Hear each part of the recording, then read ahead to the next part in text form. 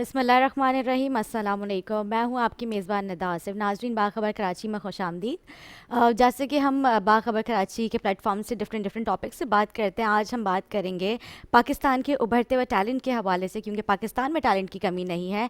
और आज हमारे साथ मौजूद होंगे एक नया ऐसा बैंड जिन्होंने बहुत कम उम्री में बहुत जल्दी शोहरत हासिल की, बहुत जल्दी फेमस हुए और बहुत खूबसूरत आवाज़ों के हामिल हैं। इनका बाकायदा पूरा इनका एक पूरा बैंड है। मैं बात कर रही हूँ दी खोज बैंड के हवाले से। और पाकिस्तानी स्टील मिल्स का जो सूरत हाल है, आज हम उस पर भी बात करेंगे। और जो है, जिस तरह से आप देख रहे हैं कि कितने मुलाजमीन जो है उनको बेरोज़गार कर दिया गया है, हम इस टॉपिक पे बात करेंगे। मौजूदा सूरत हाल कराची की उस हवाले से भी बात करेंगे। लेकिन आज जो हमारे साथ बैंड मौजूद है, खोजती बैंड, मैं उनको खुशामदीद कहूँगी। अरसलान, आपकी पूरी टीम का मैं खुशामदीद कहूँगी, आप मेरे प्रोग्राम में आए। अरसलान, क्योंकि जैसे आपके एक बहुत कम उम्र में आप लोगों ने जो है अपना एक नाम बनाया, मुकाम बनाया खोज बैंड ने। और जो है मैं देख रही हूँ कि डिफरेंट डिफरेंट चैनल्स पे जिस तरह से आप लोग जाते हैं, तो आप लोगों ने कब इब्तिदा की अपने बैंड की? खोज असल में हमने जब बनाया था तकरीबन अभी 2 साल हो गए हम लोगों साथ में। तो अभी भी हम खोज में ही हैं, मतलब इन अच्छा। Search of something. खोज हमारे बैंड का जो नाम है, तो मतलब वो है कि in search of something. Okay. हमारे साथ अबरार होते हैं। सबसे पहले मुझे अबरार ही मिले थे दरबुगा पे। ठीक अच्छा। है जी, अबरार मुझे मिले एक शो में, मेरी इनसे मुलाकात हुई थी। तो उस शो में जो है उन्होंने मुझे कहा था कि साथ में बैंड बनाते हैं एक। फिर हनी जो है मेरे आर्ट्स काउंसिल के बहुत अच्छे फ्रेंड हैं, बहुत अच्छे गिटारिस्ट हैं ये, और सीख भी रहे हैं वहीं से। तो जो है हमारी मुलाकात ऐसे, अभी तो हम लोग सिर्फ 3 लोग बैठे हुए हैं यहाँ पे, लेकिन हमारे बैंड में तकरीबन 10-12 लोग हैं। अच्छा। जी 10-12 मुश्तमिल में आप लोग का ये जी बैंड है। तो बाकी सब लोग आपकी टीम में जो है वो क्या क्या करते हैं? जैसे आप तो सिंगिंग जी। करते हैं, ये गिटार और ये एक हुज़ैफ़ा हैं, वो भी सिंगिंग करते हैं। फुरकान भाई ड्रम्स पर होते हैं, और अपना अज़मत भाई होते हैं, वो भी गिटार्स पर हैं, लीड्स पर हैं सब। सही। जी कितना टाइम हो गया इस बैंड को? अभी हमें 2 साल हो गए। 2 साल जी हो गए दो हैं, साल हो गए। सही। और अरसलान, ये बैंड खोज का क्या मतलब था, इस बैंड का नाम जो आप खोज लोगों ने रखा? खोज मैंने नाम इसलिए रखा था कि जो है हम जो है इन सर्च ऑफ समथिंग, मतलब हम कुछ ढूंढ रहे हैं। ओके। कुछ लोग कामयाबी ढूंढते हैं, कुछ लोग जो है रास्ता ढूंढते हैं, बिल्कुल। और कुछ लोग जो है मंजिल ढूंढते हैं। तो मैंने इसलिए ये नाम रखा कि हम अभी भी ढूंढ ही रहे हैं, हम सीख रहे हैं। अच्छा। मतलब ढूंढने का मतलब एक सीखना भी होता है ना, कि बंदा सीखता है। तो सीखते सीखते हम कुछ ना कुछ ढूंढ के कुछ पा लेंगे, तो फिर कुछ हो जाएगा, कुछ बन जाएंगे। बिल्कुल। लाइव कॉल का सिलसिला भी जारी है, आप हमें कॉल कर सकते हैं, हमारे प्रोग्राम में बात कर सकते हैं, अपनी मेज़बान से भी, हमारी गेस्ट से भी बात कर सकते हैं। आप लोग अगर चाहते हैं कि आप लोग अपनी पसंद का सॉन्ग सुने, जिस तरह से आप देख रहे हैं मेरे साथ सिंगर्स मौजूद है, पूरा बैंड मौजूद है। आप लोग अगर चाहते हैं कि आज हम पाकिस्तानी सॉन्ग्स सुने, आप मेरे प्लेटफॉर्म से, बाखबर कराची के प्लेटफॉर्म से हमें कॉल करें, ज़्यादा से ज़्यादा मैसेजेस करें। एक वक्त हो जाता है छोटे से ब्रेक का, हमारे साथ रहिएगा।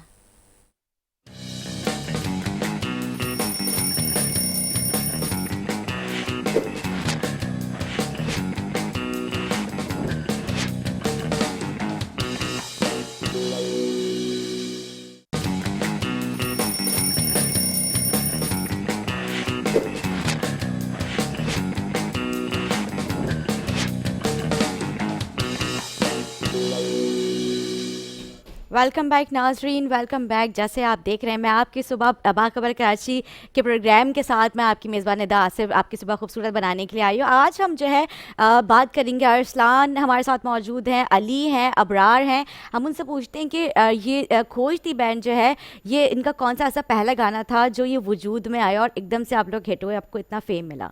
सबसे पहले तो हम लोगों ने सूफ़ी ज़्यादा गाना स्टार्ट किया था, लेकिन फिर अच्छा। हम पॉप की तरफ आए। फिर पॉप में हम आलमगीर के गाने जो कवर करते गए। अच्छा। आलमगीर साहब के गाने हमने कवर किए। इसके अलावा पाकिस्तानी जो है हमने सजनी, अफरान सईद के सॉन्ग्स वगैरह, इन सब के सॉन्ग्स हम कवर करना शुरू किए और परफॉर्म करना भी शुरू किए। सही। जी, यूनिवर्सिटीज़ वगैरह सब जगह पे जाके इसको गाना कौन शुरू सा सॉन्ग था जिससे आपको फेम मिला? मुझे जो ज़्यादा पसंद है, मैं ज़्यादातर आलमगीर साहब का गाता हूँ, कह देना, वो मैं सॉन्ग चाहूँगी है। आज आप हमारे नाज़रीन को सुनाएं। चलें स्टार्ट। बिल्कुल।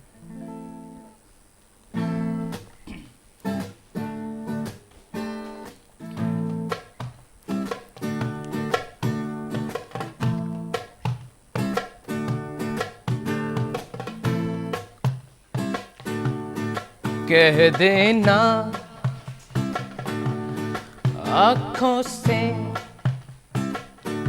समझ लेना बातों से, कोई तो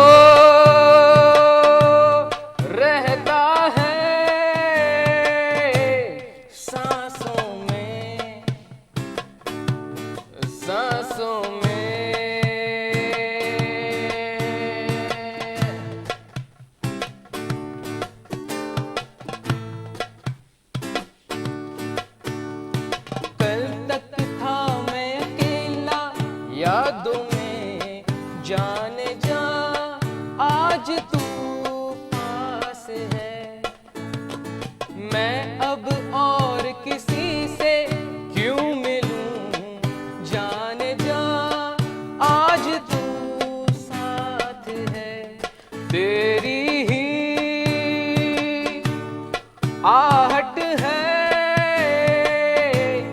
राहों में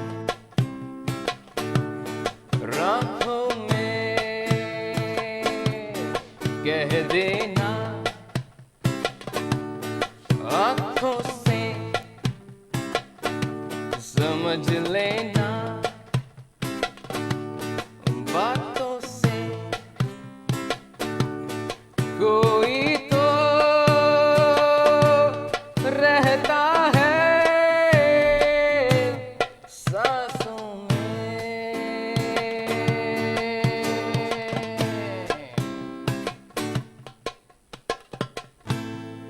थैंक यू। बहुत खूबसूरत गाना आपने गाया। ये था आपका पहला सॉन्ग जिससे आपको फेम मिला? ज़्यादातर हम लोग यही कवर करते अच्छा, तो इसके अलावा और कौन कौन से सॉन्ग, जैसे आपने सूफी में कहा, सूफी में कौन हैं। कौन से इसके अलावा हम गाते हैं मस्त हुआ बर्बाद हुआ, असरार का सॉन्ग बहुत अच्छा सॉन्ग है, बहुत अच्छा सूफी सॉन्ग है, अच्छा, सूफी कलाम है। तो सही। वो बहुत ज़्यादा जो है ना हिट करता है लोगों को, मतलब उसमें बहुत अच्छी लाइंस हैं। तो वो जो कलाम है वो बहुत बेहतरीन कलाम है, और अच्छा। असरार साहब का कलाम है और सादिक हुसैन साहब ने उसको गाया है। ओके, मैं चाहूँगी आप वो भी हमें सुनाएं। मस्त हुआ बर्बाद हुआ। जी। Thank you.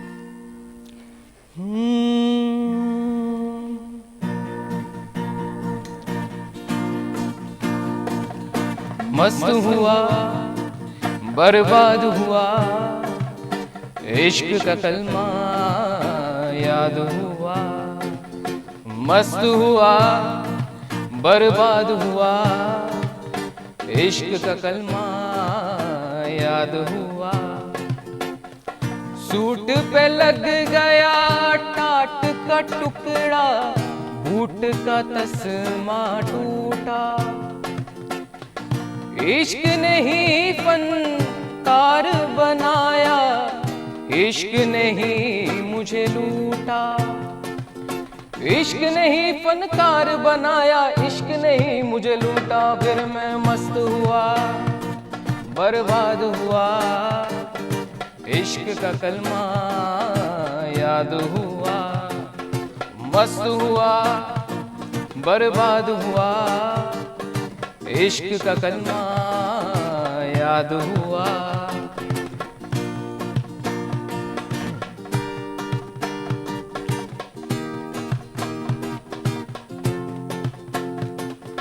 मन में बसी लूबान की खुशबू, इतर बितर सब भूला।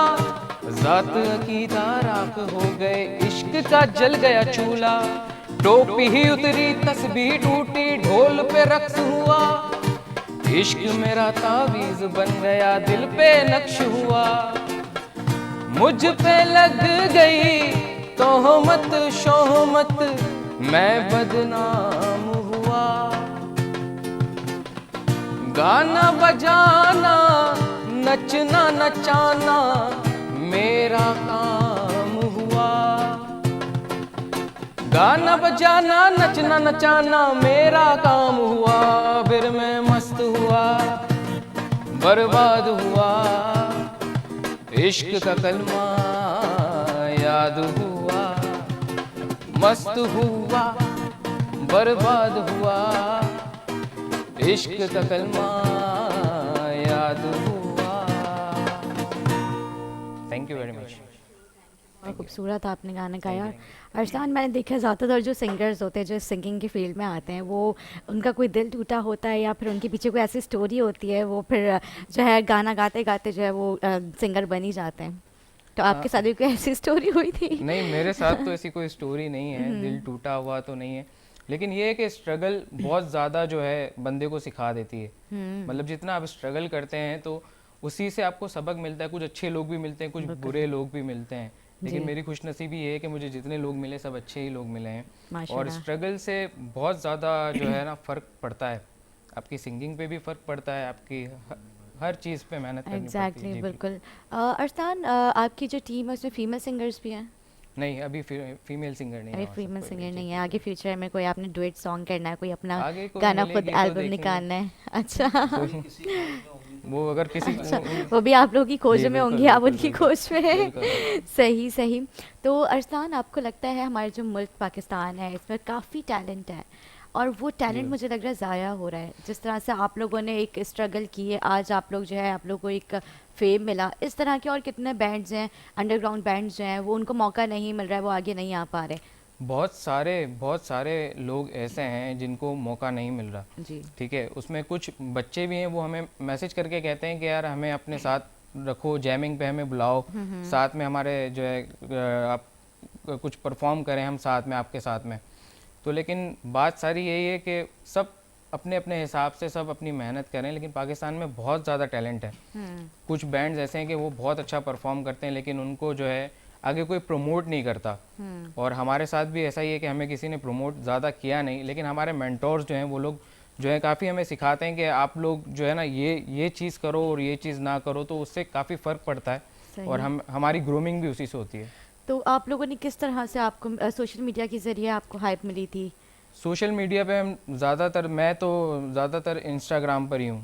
ठीक है, ओके। और बाकी फेसबुक पर हम वीडियोस बना के हम अपनी अपलोड करते रहते हैं, तो उस पर काफ़ी अच्छा रिस्पांस आता है। सही। मतलब जब हम ज़्यादा सूफ़ी चीज़ें करते हैं तो उस पर बहुत अच्छा रिस्पांस आता है हमें। और काफ़ी पॉजिटिव लोग भी हैं और काफ़ी नेगेटिव लोग भी हैं इस चीज़ के अंदर में, लेकिन नेगेटिविटी तो आपको पता है हर जगह पर होती है। बिल्कुल सही बात है। तो नेगेटिविटी को हम सीरियस नहीं लेते ज़्यादा। सही। अली, आप क्या कहेंगे? Honey, sorry, He is Honey. Honey। बता, आप इनके टीम मेंबर हैं, इनके साथ कैसा आप लोगों ने कोई अभी तक कॉन्सर्ट वगैरह किया साथ? बहुत सारे, काफ़ी सारे कराए। किन किन शहर में आप लोगों ने जाके किया? कराची में ज़्यादातर। अभी फ़िलहाल हमने सिर्फ कराची में ही किए हैं ज़्यादातर। इकरा यूनिवर्सिटी का, कराची यूनिवर्सिटी वगैरह यूनिवर्सिटीज़ में हमने काफ़ी परफॉर्म किया है। बाकी इसके अलावा मॉल्स में भी हम परफॉर्म करते हैं, लकी वन मॉल में भी हमने सही। परफॉर्म किया था। जी। और अबरार, अबरार जो है वो भी आपके साथ है स्टार्टिंग, जैसे आपने बताया जी। अबरार और आप मतलब जी, डे जी, फर्स्ट से आप लोग जी, साथ हैं। जी। तो अबरार, आप क्या कहेंगे? बस खोज में लगे हुए, जैसा अरसलान भाई ने बताया, लेकिन खोज तकरीबन कंप्लीट हो चुकी है। अच्छा। म्यूज़िक बहुत हद तक आ गया, बहुत हद तक सीख गए हैं और अल्हम्दुलिल्लाह परफॉर्म करते हैं और बहुत सारे लोग जानते हैं, हमें इनवाइट करते हैं। अबरार ने बाहर बहुत शोज़ किए हैं। अच्छा। अबरार ने, मेरा जो इंस्ट्रूमेंट है वो ऐसा है कि एक फ्लेवर है। ओके। सो मैं हर बैंड के साथ परफॉर्म कर चुका हूँ। मैं तो, ये तो 2 साल हम लोग को हैं, लेकिन मैं उससे पहले से कर रहा हूँ काम। अच्छा अच्छा। और काफ़ी बैंड जैसे इनके साथ मैंने ट्रिप्स play एंड किए। टूर्स पे भी जाते हैं। और अभी जो है वो इस तरह का कुछ सिचुएशन है कि ट्रिप्स जो होती हैं, जो टूरिज्म होता है, तो उनके साथ जो है मैं चलता हूँ एज अ म्यूजिशियन। और वो जस्ट ऐसा होता है कि कल लाइक कहीं कोयटा की ट्रिप है, कहीं सवात की ट्रिप है, तो उधर जाके बीट देनी लोग होती है एंजॉय उसी- करते हैं इस चीज़ को। दरबूका एक क्योंकि ऐसी चीज़ है traditional जो music देखते बहुत हैं तो ज़्यादा। उसमें एक अलग ही मजा बिल्कुल, आता मैं है। देख रही थी गिटार के साथ आप जी। सिंगिंग कर रहे हैं, और ये दरबूका। दरबूदा, दरबूका दरबूका सॉरी दरबूका जो है बिल्कुल। उसके एक बहुत ही अलग सा एक म्यूजिक जी, था, वो बहुत बिल्कुल। अच्छा लग फ्लेवर रहा था बहुत अच्छा इसमें। आता है, इसका टोन बहुत अच्छा है। जी। और बेसिकली अरबिक इंस्ट्रूमेंट है, ज़्यादातर लोग इसको अरबिक बीट में यूज़ करते हैं, लेकिन मेरी कोशिश ये होती है कि मैं अरबिक बीट भी यूज़ करूं, बट इसको थोड़ा देसी स्टाइल जो पाकिस्तानी म्यूज़िक है उस टोन को मैं इस साउंड से टोन निकालूं। अच्छा। मुझे वो चीज़ चाहिए, उसमें एक अलग ही टच होता है, मतलब फीलिंग्स उसकी अलग है।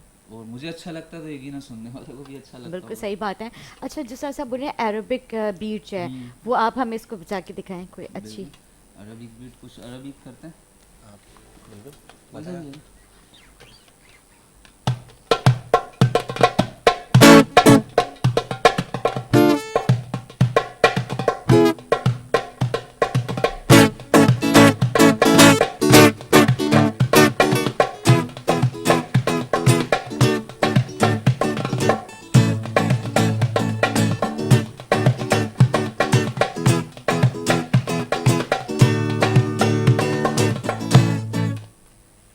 ये कुछ था, और भी बहुत सारी हैं, वो चलती रहती हैं। सही। मतलब जब अगर हम अरब ममालिक पे की अगर हम बात करें तो उस तरह वहाँ पे इस तरह की बीट्स जो है ज़्यादा पसंद की बिल्कुल। जाती हैं। उनका ट्रेडिशन म्यूजिक यही है, ओके। लेकिन हम इसको अपने ट्रेडिशन के हिसाब से भी यूज़ कर सकते हैं। सही सही। अरसान, आप हमें कोई अपना पसंदीदा गाना सुनाएं जो आपको अपना बहुत पसंदीदा? हाँ जी। सी मेजर ले लो। बिलाल सईद का गाना है, काफ़ी अच्छा गाना है, बारी।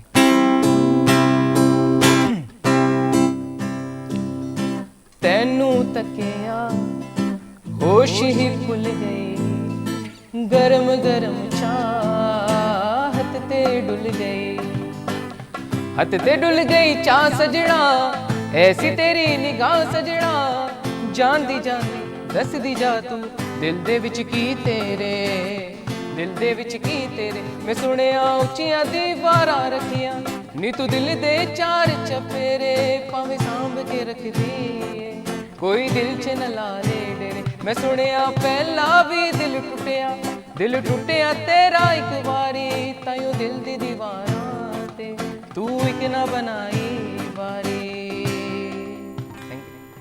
तो नाज़रीन, मेरे ख्याल से आज आप लोग बहुत इन्जॉय कर रहे होंगे, हम मज़े मज़े की गाने सुन रहे हैं, म्यूज़िक का भी आप लोग देख रहे हैं कि किस तरह से उन्होंने हमें अरेबिक बीट भी हमें सुनाई। और जो है अब मैं क्या करूँ, वक्त हो जाता है एक ब्रेक का, छोटे से ब्रेक का, ज़्यादा लंबा नहीं करेंगे, हमारे साथ रहिएगा।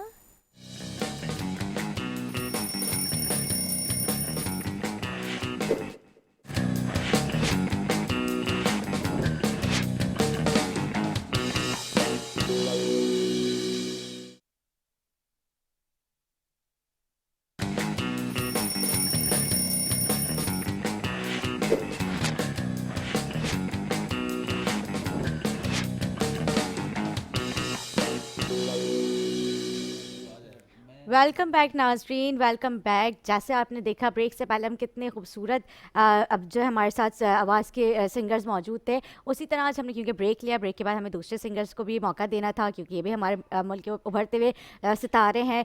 ये भी खोज बैंड से इनका ताल्लुक़ है। हमारे साथ मौजूद हैं उज़ैफ़ा और डॉक्टर रिजवान। डॉक्टर रिजवान के ऊपर मैंने इसलिए ज़ोर दिया डॉक्टर के ऊपर, क्योंकि पहले ज़माने में लोग कहा करते थे कि जो कोई कुछ नहीं करता वो गुलकारा बन जाता है, सिंगर बन जाता है, लेकिन ऐसा नहीं है। आज के दौर में बहुत एजुकेटेड लोग जो हैं वो सिंगिंग की तरफ आ रहे हैं। जैसे कि डॉक्टर रिजवान की मैं बात कर लूँ, उज़ैफ़ा जो है हमारे साथ, उनका एक अपना काम है, वो भी बिजनेसमैन है।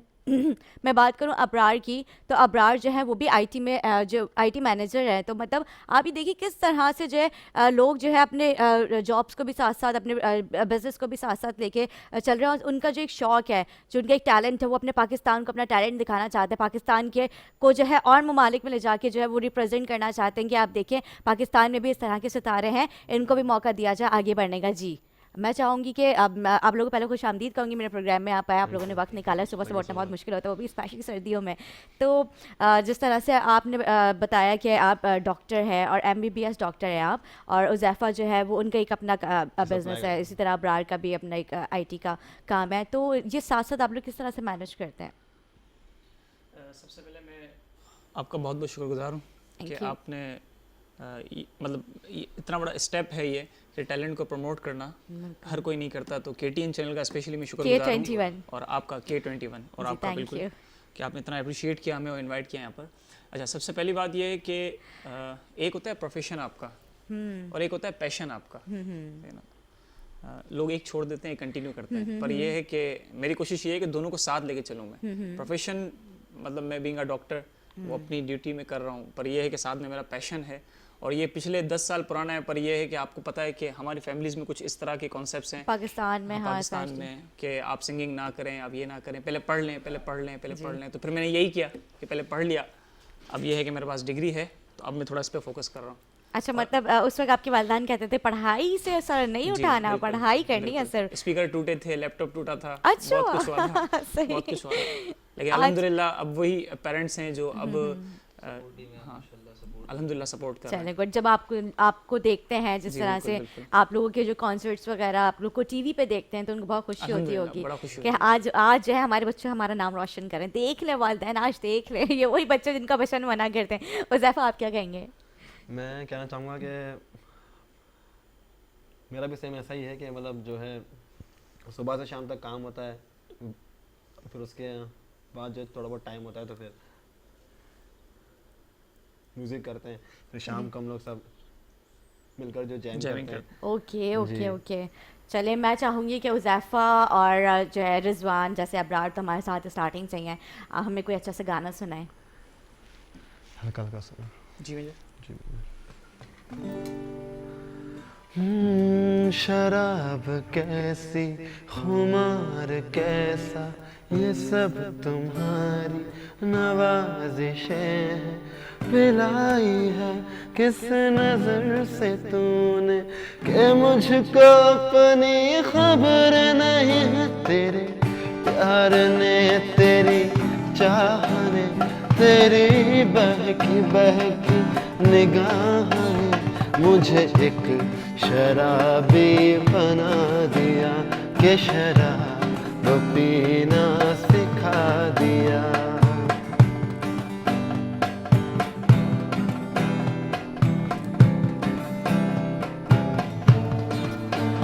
मेरे बाद किसको सताओगे, मुझे किस तरह से मिटाओगे। मेरे बाद किसको सताओगे, मुझे किस तरह से मिटाओगे। मुझको तो बर्बाद किया है और किसे बर्बाद करोगे।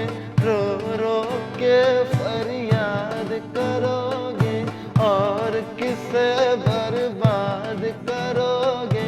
रो रो के फरियाद करो। तेरे प्यार ने, तेरी चाह ने, तेरी बहकी बहकी निगाह ने मुझे एक शराबी बना दिया कि शराब पीना सिखा दिया। ये जो हल्का हल्का सुरूर ये तेरी नजर का कसूर है कि शराब पीना सिखा दिया। मुझे एक शराबी बना दिया।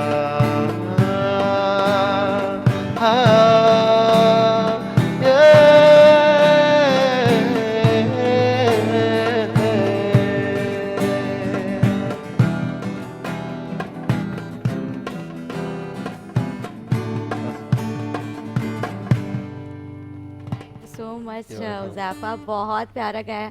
वो जो फरहान सईद का जो आपने गाना सुना है, इससे पहले तो मेरे ख्याल से नुसरत फ़तेह अली ख़ान जो सर हैं, उन्होंने जो गाना गाया था वो एक बहुत खूबसूरत, उन्होंने सूफियाना अपने उस तरह से गाया था। फिर फरहान सईद ने जब ये गाया तो उसको उन्होंने थोड़ा सा रीमिक्स टाइप का थोड़ा सा वो किया। अब जो अरसलान ने जो गाना गाया, इसमें जो आपने जो बीच में करके जो एक जब ना दिया था, मैं तो खैर नहीं कर सकती, वो एक बहुत ही खूबसूरत आपका वो था एंडिंग जब आपने की, बहुत प्यारा लगा। तो इसके अलावा और कोई गाना जो अच्छा से जो हमारे अच्छा, इसके अलावा जो नाज़रीन हमने को मज़ा आए सुन के, सुबह सुबह माइंड फ्रेश हो उनका। जी। अच्छा, इसके अलावा हमने जो है अरसलान ने जो है अपना एक आतिफ असलम का सॉन्ग है अपना कुछ इस तरह। हाँ, तो उसके जो वाह, बहुत प्यारा लिरिक्स जो गाना उसके है, अरसलान ने बहुत चेंज अच्छा। कर दिए। इसके न्यू लिरिक्स।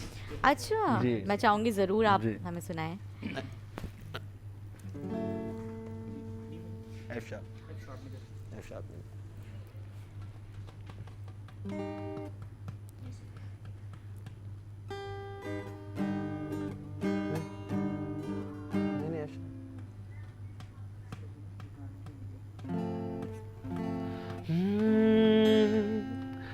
भूल जाऊं मैं तुझको ये हो नहीं सकता। मसला ये मोहब्बत का हल हो नहीं सकता। जा रहा हूँ मैं तुझसे जुदा हो के मेरी जाना। कुछ इस तरह तेरी पलकें मेरी पलकों से मिटा दे आंसू तेरे सारे मेरी पलकों पे सजा दे। कुछ इस तरह तेरी पलकें मेरी पलकों से मिटा दे आंसू तेरे सारे मेरी पलकों पे सजा दे।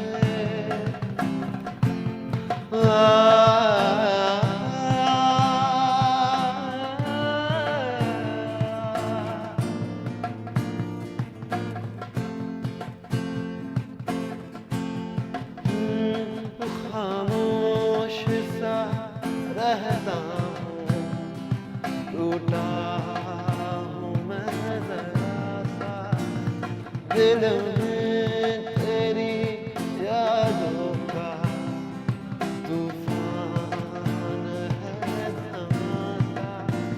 आ भी जा, दूर है क्यों, बन जा तू मेरा सहारा।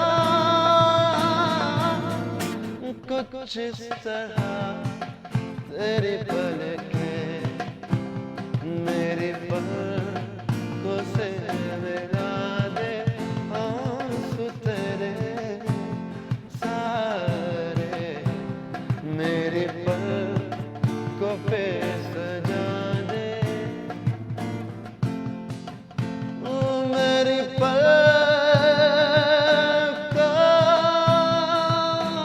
पे सजा दे।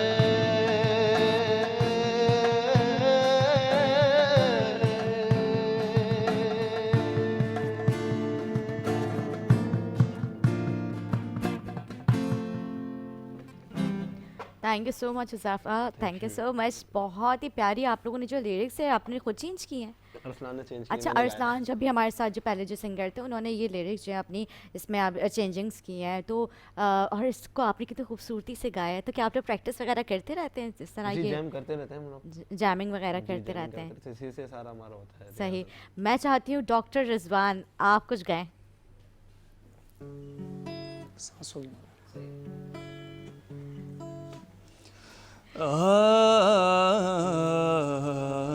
पिया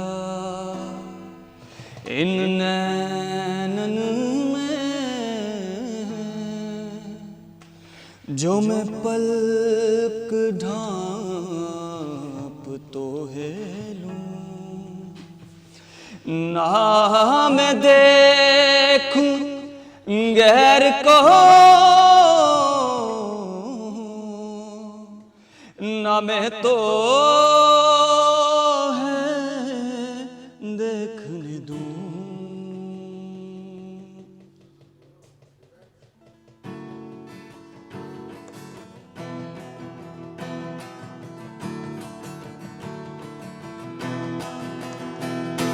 सांसों की माला पे, हाँ सांसों की माला पे सिमरूं मैं पी का नाम, पी का नाम। अपने मन की मैं जानूं और पी के मन की राम। सांसों की माला पे सिमरूं मैं पी का नाम, हाँ, पी का नाम। प्रेम के रंग में ऐसी डूबी, प्रेम के रंग में ऐसी डूबी, बन गया एक ही रूप। प्रेम के रंग में ऐसी डूबी, बन गया एक ही रूप। प्रेम की माला जपते जपते आप बनी मैं शाम। सांसों की माला पे सिमरूं मैं पी का नाम, पी का नाम।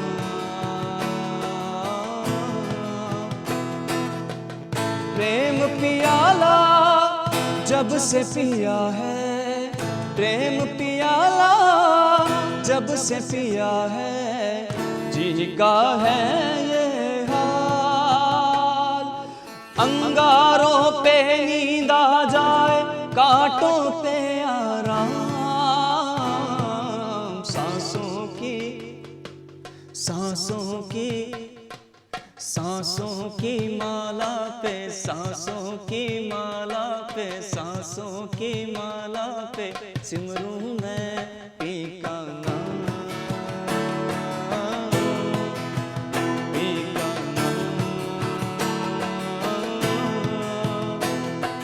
अपने मन की मैं जानूं और पी के मन की राम।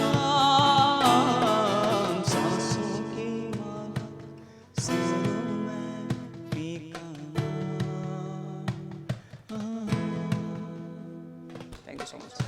तो बहुत प्यारा गाया, मुझे तो इतना पसंद आया कि मैं चाहूँगी एक और आप हमें जो ना इसी तरह का क्लासिकल सॉन्ग सुनाएं।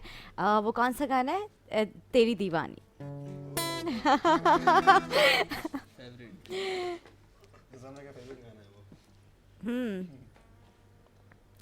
या जैसे आप लोगों को कोई अगर पसंद नहीं, ये है मेरा अगर। बिल्कुल फेवरेट गाना है, जैसे अच्छा। शुरू से होती है। Okay okay. प्रीत की लत मोहे सी लागी, हो गई मैं मतवाली, बल बल जाऊं अपने पिया को, कि मैं जाऊं वारी वारी, मोहे सुध बुध ना है रही तन मन की, ये तो जाने दुनिया सारी, बेबस लाचार फिरूं मैं, हारी मैं दिल हारी, हारी मैं दिल हारी।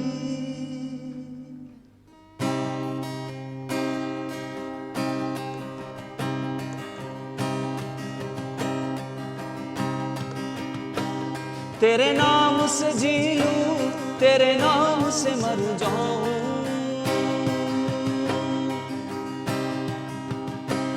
तेरे नाम से जी लूं, तेरे नाम से मर जाऊं, तेरी जान के सदक़े में कुछ ऐसा कर जाऊं, तूने क्या कर डाला, मर गई मैं, मिट गई मैं, हो जी हाँ जी हो गई मैं, तेरी दीवानी दीवानी, तेरी दीवानी दीवानी, तूने क्या कर डाला, मर गई मैं, मिट गई मैं, हो जी हाँ जी हो गई मैं, तेरी दीवानी दीवानी, तेरी दीवानी दीवानी, इश्क जुनू जब हद से बढ़ जाए, इश्क जुनू जब हद से बढ़ जाए,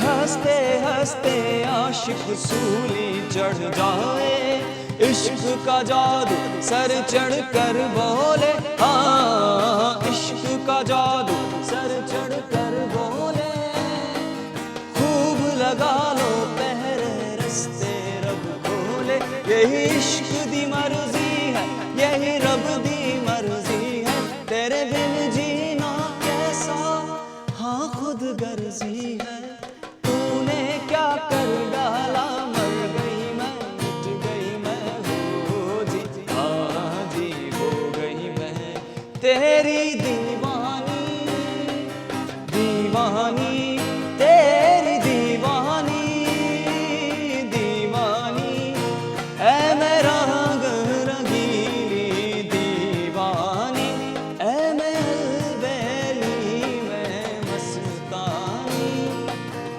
जाऊं बजाऊं सबको रिझाऊं, ऐ मैं पीर सनम से बेगानी, ऐ मैं दीवानी मैं दीवानी, तेरे नाम से जी लूं, तेरे नाम से मर जाऊं, तेरी जान के सदक़े में कुछ ऐसा कर जाऊं, तूने क्या कर डाला, मर गई मैं, मिट गई मैं, हो जी हाँ जी हो गई मैं, तेरी दीवानी दीवानी। Thank you so much. बाकी क्लैपिंग्स बनती है क्योंकि you so इसमें इतने हाई नोट्स हैं। मैं जब इसको मैं सुनती हूँ और जो है आप जिस तरह से आपने खूबसूरती से इसको गाया, Thank you so much. कुछ अपने भी आपने इसमें चेंजिंग्स किए हैं। आप ये देखिए, ये है हमारे पाकिस्तान का टैलेंट, उभरता हुआ टैलेंट, डॉक्टर रिजवान जो है ना, कितनी खूबसूरती से क्लासिकल सॉन्ग गाना जबकि बहुत मुश्किल बात होती है, और मैंने देखा कितनी खूबसूरती से इन्होंने जो है वो गाना गाया। क्योंकि वक्त हुआ जाता है ब्रेक का, मैं फिर हमारा जो नया सेगमेंट है वो हम स्टार्ट करेंगे। मैं आप लोगों की बहुत बहुत शुक्रगुजार हूँ आप मेरे प्रोग्राम में आए। उज़ैफ़ा, अबरार, अरसलान, डॉक्टर रिजवान के ऊपर मेरा ज़ोर है इसलिए क्योंकि डॉक्टर है वो बाय प्रोफेशन, और अरसलान भी हमारे साथ मौजूद थे, उनका भी बहुत बहुत शुक्रिया। अब क्योंकि हम वक्फे की तरफ जाएंगे, हम एक छोटा सा वक्फा लेंगे, वक्फे के बाद हम वापस आएंगे तो हम बात करेंगे कराची की सूरत हाल पे, जो अभी मौजूदा सूरत हाल चल रही है, स्टील मिल हो गया, कोविड-19 जैसे अभी हम जो है कोरोना की उस पर एक सिचुएशन क्रिएट हुई हुई है। तो अब हम वक्फे की तरफ जाते हैं, फिर वक्फे के बाद वापस आएंगे, हमारे साथ नए गेस्ट मौजूद होंगे, हमारे साथ रहिएगा।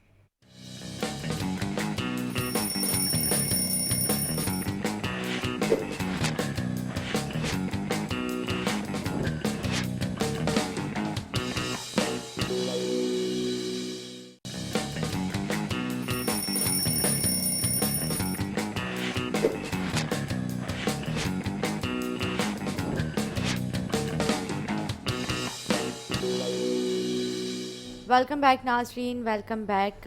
हम ब्रेक से पहले बात कर रहे थे, जैसे कि आपने देखा हमारे साथ मौजूद थे सिंगर्स, क्योंकि ज़ाहिर है आज सैटरडे है, वीकेंड जो है काफ़ी सारे लोग जो है हमारे जो व्यूवर्स हैं वो अपने घरों में होंगे, तो मैंने सोचा कि हम अब अपने जो प्रोग्राम की स्टार्टिंग है थोड़ी सी फ़न इंटरटेनमेंट से करें, क्योंकि हम जब पॉलिटिक्स पे बात करते हैं, कराची की सूरत हाल पे जब हम बात करते हैं, स्टार्टिंग सुबह सुबह नहार मुँह जब हम इस तरह की बातें कर रहे होते हैं, हमारे नाज़रीन चाहते हैं कि यार कुछ फ़न होना चाहिए, कुछ इंटरटेनमेंट होना चाहिए, तो इसलिए हमने वो सेगमेंट रखा। अब हम बात करेंगे स्टील मिल की जो अभी सूरत हाल है, कितने लोग जो 4000 मुलाजमीन को जो है जॉबलेस कर दिया गया है, उनके घरों पे बिठा दिया गया है, उनको कई माह से तनख्वाह नहीं दी जा रही थी, तो इसी टॉपिक पे हम बात करेंगे। हमारे साथ आज मौजूद हैं स्टील मिल के कन्वीनियर आसिम भट्टी साहब। सर खुशामदीद मैं कहूँगी, आप मेरे प्रोग्राम में आए। जैसे कि आपको पता है कि स्टील मिल के जो हालात हैं, कितने मुलाजमीन जो उनको घर बिठा दिया गया है, कई लोगों को कई माह की सैलरीज नहीं मिली है, आज तक नहीं मिली है, जो कि उन्होंने एप्लीकेशन दे के उन्होंने जो है उनके घरों में जो है एक ऐसी नौबत आ चुकी है कि उन्होंने वो और ज़्यादा जो है लाइबिलिटी के शिकार हो चुके हैं, उन्होंने कर्जे ले लेके अपने घर चला रहे हैं। लेकिन स्टील मिल जो है एक वाहिद ऐसा सहारा था उन लोगों के लिए, उनको लगता था कि जो है यहाँ से हम लोगों को कई कई साल लोगों ने तो कई ज़िंदगी अपनी पूरी सालों की ज़िंदगियाँ वहाँ पे लगा दी हैं, और अब जब उनकी रिटायरमेंट का टाइम था तो उनको यहाँ से जॉबलेस कर दिया गया और उनको किसी किस्म की कोई फैसिलिटी नहीं दी जा रही है, तो इस पर आप क्या कहेंगे? बिस्मिल्लाहिर्रहमानिर्रहीम, बहुत शुक्रिया आपका।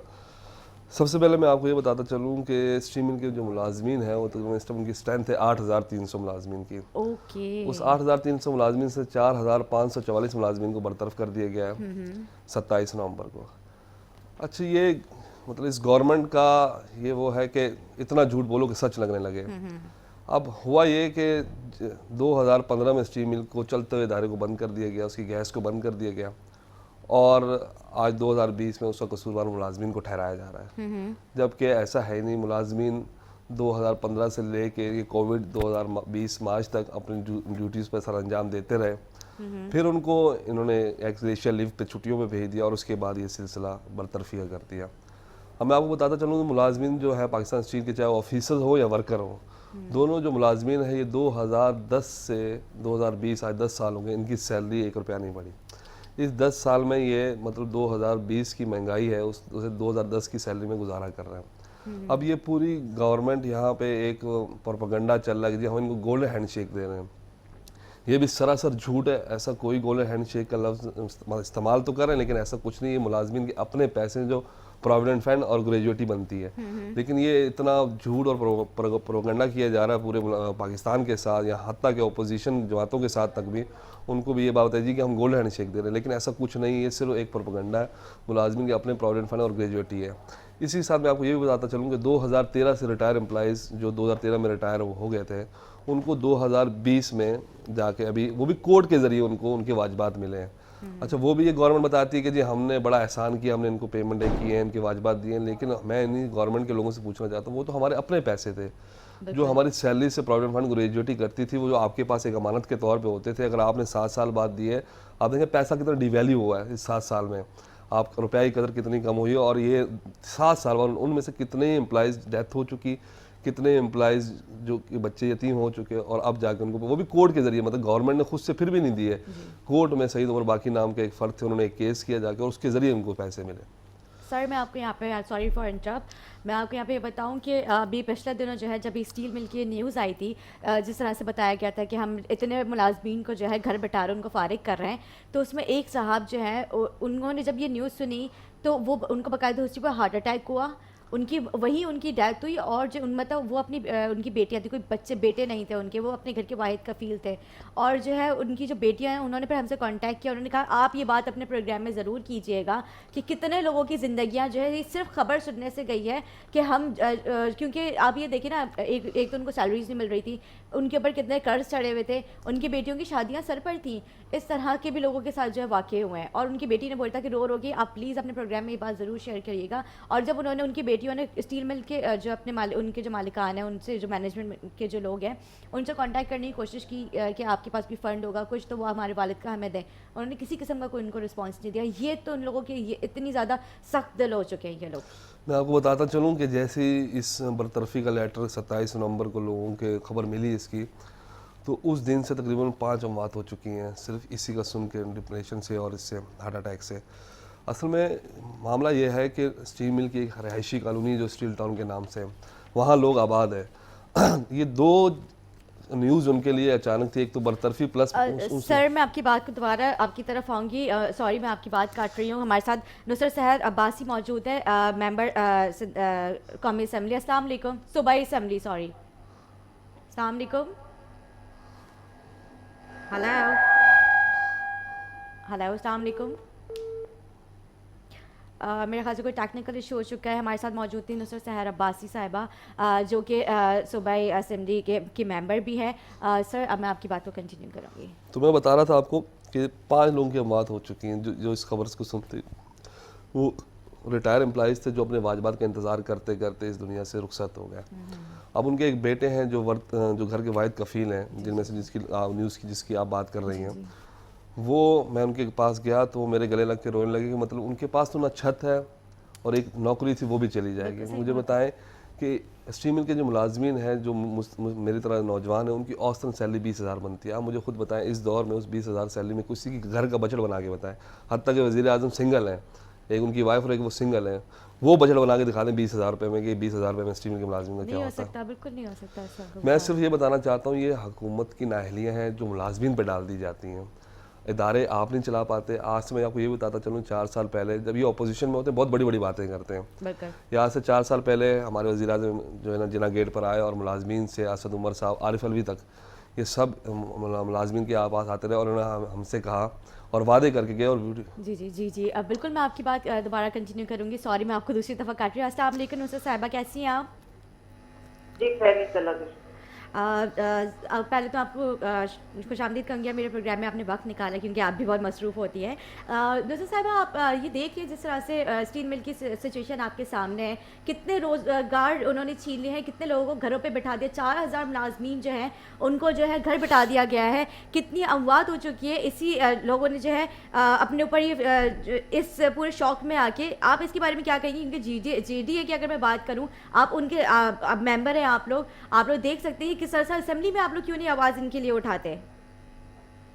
थैंक यू सो मच जी, बहुत शुक्रिया कि आपने स्टील मिल के बेचारे मुलाजमीन से इस मसले को हाईलाइट किया।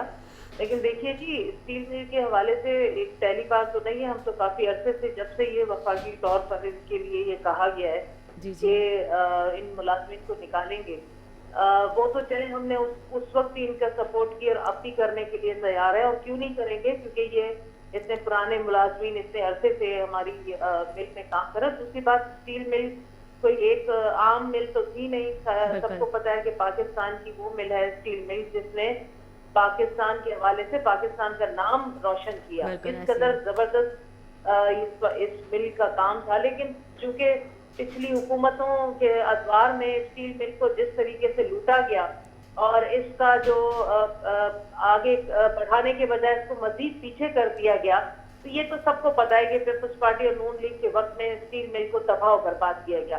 अब इस दौर में ये लोग वफाकी तौर पर जो एफर्ट्स लिए जा रहे हैं, अब हमारी यही रिक्वेस्ट है, बल्कि हमने तो कई दफा वफाकी तौर पर जो भी वज़रा आते रहे उनसे बात हुई कि भाई कोई ना कोई ऐसा हल निकालें कि जो मुलाजमीन हैं उनको खुदा ना खास्ता इस तरह दरबदर ना होना पड़े, बेरोजगार ना होना पड़े, और उनका कोई ना कोई हल बेहतर निकलना चाहिए। तो वो अभी तक आई थिंक नहीं हो सका, जिसकी वजह से हम लोग भी इनके साथ सपोर्ट में। लेकिन आपने कहा कि आप आवाज क्यों नहीं उठाती, तो देखें एक असेंबली का फोरम होता है जहाँ पर तमाम इश्यूज जो है वो वहाँ हाईलाइट होते हैं और वहीं उसका हल भी निकलना होता है। जी।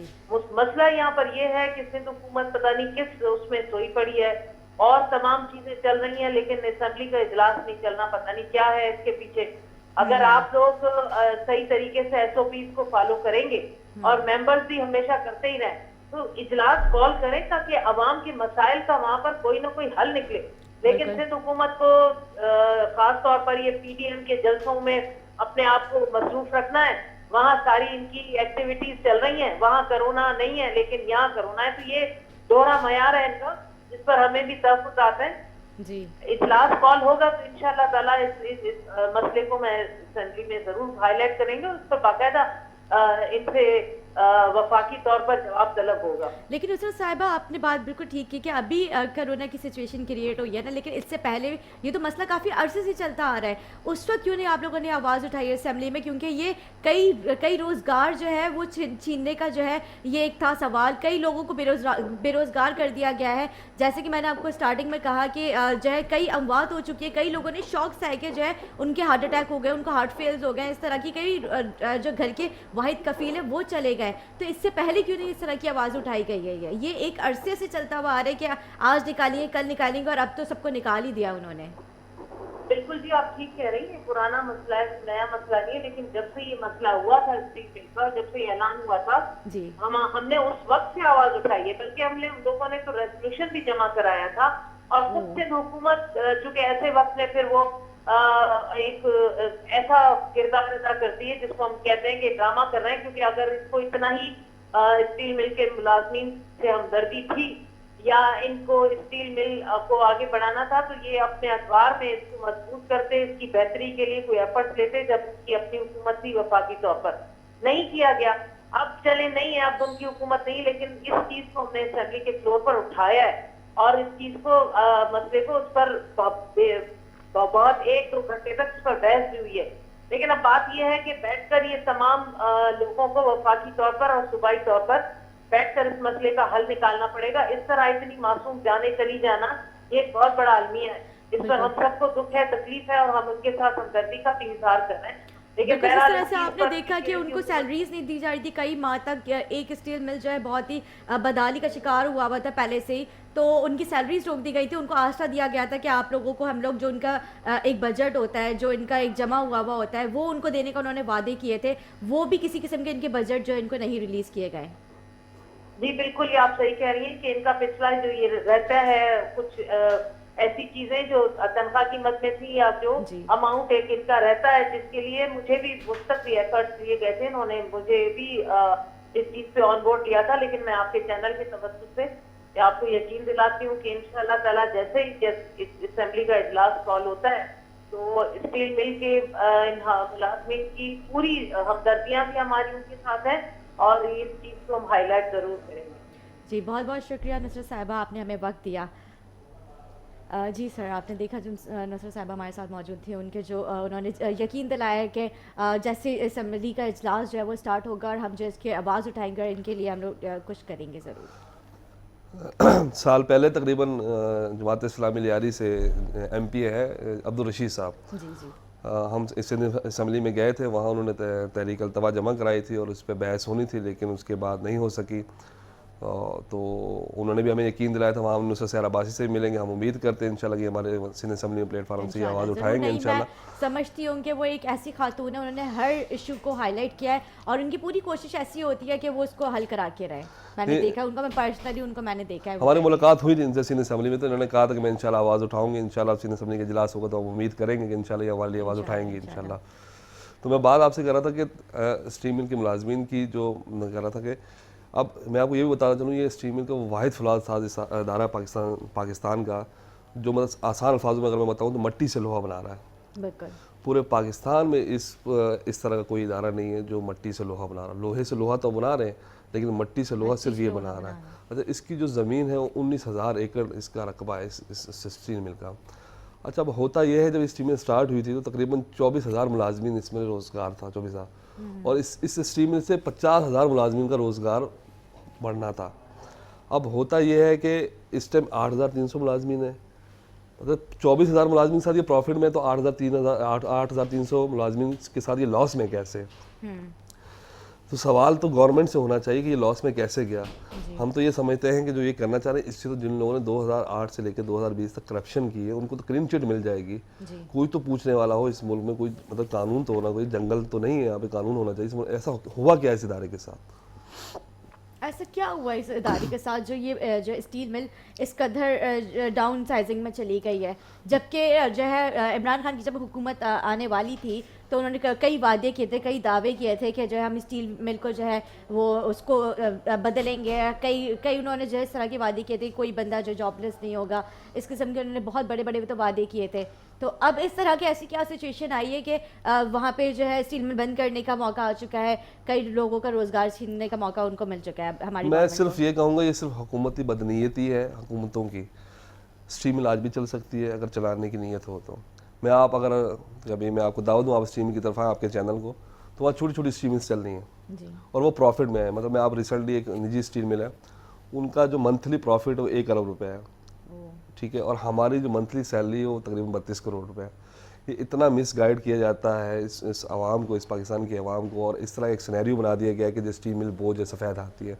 मैं आज भी ये दावे से कहता हूँ, स्टील मिल के मुलाजमीन की हैसियत से, हम स्टेक होल्डर हैं स्टील मिल के, ये आज हमें दे दें, हम इनको चला के दिखाते हैं स्टील मिल कैसे चलाई जाती है। ये सिर्फ मैं आपको बताना चाह रहा हूँ, इसी स्टील मिल का कैडेट कॉलेज है, इसके पानी के प्लांट अपने हैं, इसके बिजली के प्लांट अपने, हत्ता के नेशनल स्टेडियम की तरह का स्टेडियम्स है, इनकी अपनी रिहायशी कॉलोनियाज़ है। ऐसा पूरे पाकिस्तान में ऐसा इदारा आपको नहीं मिलेगा। और ये तो 80s के दौर में लग गया, आप ऐसा इदारा दोबारा लगा ही नहीं सकते। ख़ास तौर पे ये जो गवर्नमेंट, इसकी बस की तो बात ही नहीं लगती। सही। हम सिर्फ इनसे ये कहते हैं आप इसकी बहाली की काम करें। स्टील मिल के मुलाजमीन काम करने को तैयार हैं और वो आज भी काम करने को तैयार है। आप सिर्फ ऐलान कर दें बहाली का, इंशाल्लाह हम आपको बहाल करके दिखाएंगे स्टील मिल। सही। सर इसके अलावा क्योंकि हमारे प्रोग्राम का हम जो है एंडिंग की तरफ जाएंगे, प्रोग्राम की तरफ जाएंगे, तो आप कोई मैसेज देना चाहेंगे हमारे प्लेटफॉर्म से हमारी गवर्नमेंट को, हमारी आवाम को जो देख रहे हैं, जो आपके साथ के जो काम करने वाले हैं, यकीनन वो भी टीवी देख रहे होंगे क्योंकि हम लाइव शो कर रहे हैं, उनके लिए कोई मैसेज देना चाहेंगे? क्योंकि वो भी बहुत ज़्यादा डिसहार्ड हुए हुए, घरों पर बैठ चुके, फ्रस्ट्रेट हो गए होंगे। आप उनके लिए, क्योंकि आप एक उनका हौसला बन के यहाँ पर आए, आप जो है उनके लिए यहाँ पे आवाज़ उठाने के लिए आए, तो आप उनके लिए क्या मैसेज देंगे? देखिए, मैं एक पाकिस्तानी शहरी हूँ और मेरा ये फ़र्ज़ बनता है कि मैं अपनी रियासत के लिए भी अच्छी बात करूँ, जो मेरी रियासत के लिए अच्छी हो। मैं आज भी ये बात कहता हूँ कि स्टील मिल को चलाने की बात की जाए, पूरे पाकिस्तान के लोग जो, और स्टील मिल के खास तौर पर मजदूर, वो इस गवर्नमेंट का साथ देंगे, वो इसको इदारे को चला के दिखाएंगे। और मैं ख़ास तौर पे जो लोग मुझे देख रहे हैं, मैं उनको भी मैसेज देना चाहूँगा कि जो लोग बरतरफ हो गए, हम इंशाल्लाह मतलब रोडों पर तो है ही हैं, हमारी जद्दोजहद तो चल ही रही है मुख्तलिफ प्रोटेस्ट की सूरत में, एहतजाजों की सूरत में, लेकिन हम कानूनी चाराजोई भी करेंगे, हम उनको हौसला भी दे रहे हैं। इंशाल्लाह हम अल्लाह की ज़ात पे यकीन है मुझे कि हम इंशाल्लाह सुरखरू होंगे, चाहे वो कोर्ट के ज़रिए हों या रोडों के ज़रिए हों, इंशाल्लाह हम ज़रूर होंगे। और हम मुख्तलिफ पार्टीज़ से भी जो उनके पास भी जा रहे हैं, जिसमें जमात इस्लामी सैर फहरिस्त से उन्होंने हमेशा हमारे पुष्ट पे खड़ी रही है इस मामले में, वो हमेशा मजदूरों के साथ हैं। हम और भी पार्टीज़ के पास जा रहे हैं इंशाल्लाह, जिस तरह कि नुसरत सैर अब्बासी ने भी कहा, इंशाल्लाह ये भी हमारे लिए आवाज़ उठाएंगे।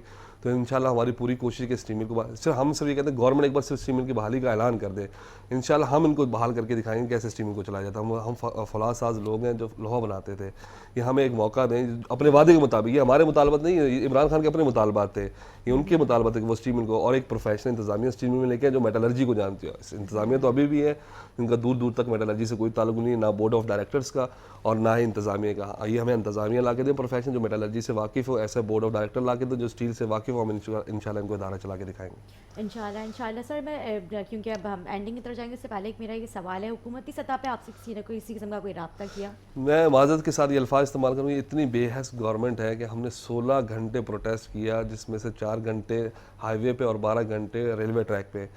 मैंने आपसे पहले कहा, मैं भी एक पाकिस्तानी शहरी, हमें अच्छा नहीं लगता कि हम अपनी ही आवाम को तंग करें किसी भी सूरत में, लेकिन इस गवर्नमेंट ने हमें इतना मजबूर किया कि हमें रेलवे ट्रैक पे आना पड़ा। उस 12 घंटे हमने एहतजाज में, फिर सिंध गवर्नमेंट ने यकीन दहानी बनाई, उन्होंने भी एक कमेटी बनाई है जो इस इशू को फेडरल गवर्नमेंट के साथ डिस्कस करेगी स्टील मिल के मुलाजमीन को। उनके कहने पर हमने वो प्रोटेस्ट ख़त्म किया। हम कभी भी नहीं चाहते कि हम रोडों पर आए और हम रेलवे ट्रैक्स पर आए या हम कोई और प्रोटेस्ट करें। लेकिन मसला ये है कि इतनी बेहस गवर्नमेंट के यहाँ तक जब तक कोई चीज़ हिले नहीं तब तक ये सुनते नहीं हैं। लेकिन अभी तक फिर भी इन लोगों ने हमसे कोई कांटेक्ट नहीं किया, किसी भी मुलाजिम से, किसी भी स्टील मिल के स्टेक आप होल्डर लोगों ने से। हाईवे ब्लॉक कर दिया, आप लोगों ने जो है इतने प्रोटेस्ट कर दी, किसी किस्म का कोई राब्ता नहीं किसी हुआ। तरह कोई राब्ता नहीं। मैं आपसे बता यही चाह रहा हूँ ना कि इतना, मैं आपसे पहले शो में आता था यही बात कि इतना झूठ बोलो कि सच लगने लगे।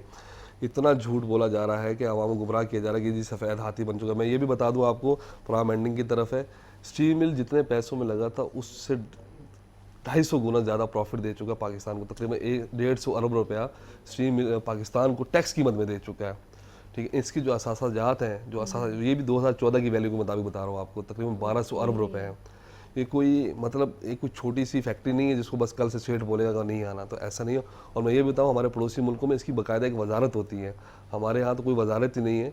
एक ही इदारा तो उसको भी बंद करने के दर पे हैं और बंद तकरीबन कर ही दिया है इन लोगों ने। और मैं ये भी बता दूँ, हमारे जो प्लांट है, ऐसे प्लांट आपको पूरे पाकिस्तान में नहीं मिलेंगे, ये रशियन प्लांट है। अच्छा, दूसरा मैं ये भी बताता चलूँ कि रशियन को कई बार ऑफर कर चुका है कि हम स्टील मिल को दोबारा रिवाइव करते हैं, इसको दोबारा इसको स्ट्रक्चर को दोबारा से वो करते हैं। लेकिन ये गवर्नमेंट, अब मैं वही कहूँ ना, बदनीयती के अलावा और क्या हो सकता है कि अभी तक नहीं। ये रशिया की ऑफ़र, जो रशिया खुद से कह रहा है कि हम इसको जो है ना चला के आपको दिखाते हैं, लेकिन ये रशिया को भी नहीं देना चाह रहे, ये शायद अपने एटीएम्स को देना चाह रहे हैं, जो शायद आप जानती हैं कि यहाँ बहुत सारे एटीएम्स होते हैं। और मतलब मैं नाम नहीं लेना चाहता, लेकिन बारह हमाद अजहर साहब जो हैं वो खुद स्टील से वाकिफ़ हैं, स्टील इंडस्ट्री में रहे हैं वो, और वो शायद उन्हीं को किसी न किसी अपने फ़र्द को नवाजने जा रहे हैं।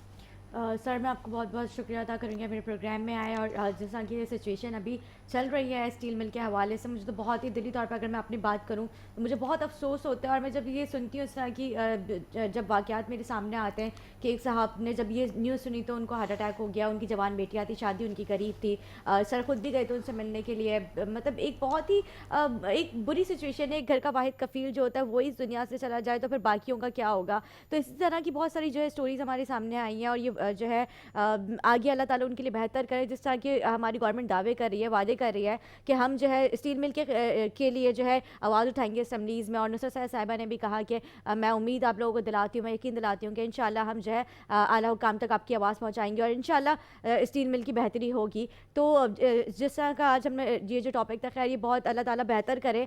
और हमारे साथ जो मौजूद है आसिम साहब, ये भी जिस तरह से आप लोगों की आवाज़ बन के आए हैं, आप लोग भी आज का प्रोग्राम अगर आप लोग अच्छा लगा हो तो इस तरह का फीडबैक देना ना भूलिएगा। आप लोग भी आवाज़ उठाएं आला हुकाम तक, अपने अपने सोशल मीडिया पे आप लोग जो है स्टील मिल के लिए जो है आवाज़ उठाएं। मेरे प्लेटफॉर्म के हवाले से जितनी मैं कोशिश करती हूँ आप लोगों की आवाज़ आला हुकाम तक पहुँचाना, मैं कर रही हूँ। इसी के साथ अपनी मेज़बान निदा आसिफ को दे इजाज़त, दुआ में याद रखिएगा, फीडबैक देना ना भूलिएगा। अल्लाह हाफ़िज़।